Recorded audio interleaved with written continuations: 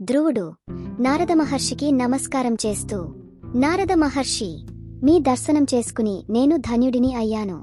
తపస్సు చెయ్యడం ఎలాగో అని ఆలోచిస్తున్న తరుణంలో నా అదృష్టం కొద్దీ మీ దర్శనం నాకు లభించింది. మీ సలహా అమూల్యమనదే, కాదని అనను. కాని మా పినతల్లి మాటలు నా గుండెని బలంగా తాకాయి. అవి ముల్లుల్లా నా మనసుకి గుచ్చుకుంటున్నాయి.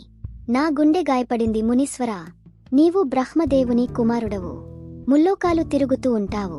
నా పూర్వీకులుగాని వేరే ఎవ్వరుగాని పొందలేనటువంటి స్థానాన్ని నేను పొందాలనుకుంటున్నాను. నా కోరిక బలమైనది, నా సంకల్పం దృఢమైనది, నా నిర్ణయం అసంభవం. మా అమ్మతో చెప్పి ఆమె ఆశీర్వాదంతోనే బయలుదేరి వచ్చాను. మీరు అనుగ్రహించండి.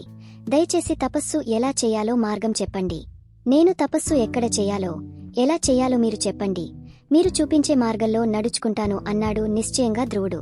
ధ్రువుడు పట్టుదలను చూసిన నారదుడికి ముచ్చట వేసింది. అతని సంకల్ప సిద్ధి తెలిసిన నారదుడు ఎంతో సంతోషించాడు. నారదుడు ధ్రువుడి తలమీద తన హస్తాన్ని ఉంచి దీవిస్తూ, నాయనా ధ్రువా, నీ పట్టుదలని, సంకల్పాన్ని చూసి నాకు ఎంతో సంతోషంగా ఉంది. నీవు తప్పకుండా భగవంతుని అనుగ్రహం పొందగలవు. నాకు నీ పట్ల విశ్వాసముంది. యమునా నది ఒడ్డున మధువనమనే పవిత్రమైన వనం ఉంది. అక్కడకు వెళ్లి 3 పూటలా స్నానం చేసి నిత్య కర్మలు ముగించుకుని పద్మాసనంలో స్థిరంగా కూర్చో. ప్రాణాయామం చేస్తూ ముందు ఇంద్రియాలను అదుపులో పెట్టుకుని ఓం నమో భగవతే వాసుదేవాయ నమః అనే పరమ పవిత్రమైన, పరమ రహస్యమైన మంత్రాన్ని జపించు. త్రికరణ శుద్ధిగా, భక్తిపూర్వకంగా నీవు తపస్సు చేస్తే శ్రీమన్నారాయణి దర్శనం తప్పకుండా నీకు లభిస్తుంది. ఆయన తప్పకుండా నిన్ను అనుగ్రహిస్తాడు. మరో సంగతి గుర్తు పెట్టుకో నాయనా, ఎవరు తపస్సు చేసినా దేవతల రాజు దేవేంద్రుడు తపస్సుని పాడుచేయడానికి శతవిధాలుగా ప్రయత్నం చేస్తూ ఉంటాడు. తపస్సు పూర్తి చేసి భగవంతుడు ప్రత్యక్షమైతే తన ఇంద్రపదవిని అడుగుతావని అతనికి భయం. అందుకే ఎవరు తపస్సు చేసినా మాయా ప్రయోగాలు చేసి తపస్సు భగ్నం చేస్తూ ఉంటాడు. అలాగే నీమీద కూడా మాయా మృగాలని, జంతువులను పంపి నీ తపస్సు భగ్నం చేసే ప్రయత్నం చేస్తాడు. మాయా రూపంలో వచ్చి దుర్బోధలు చేస్తాడు. నీవు వాటికి లొంగిపోకుండా చూసుకో నాయనా.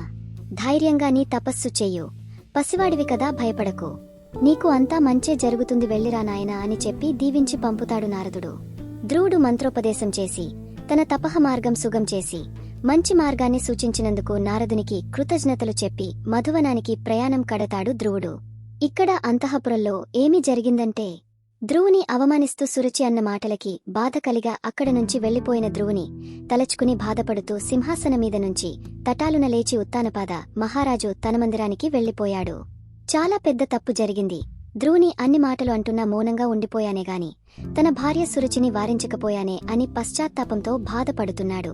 మరి పశ్చాత్తాపంతో బాధపడుతున్న ఉత్తానపాద మహారాజుకి తన కొడుకు ఎక్కడికి వెళ్లాడో, ఎందుకు వెళ్లాడో తెలిసిందా?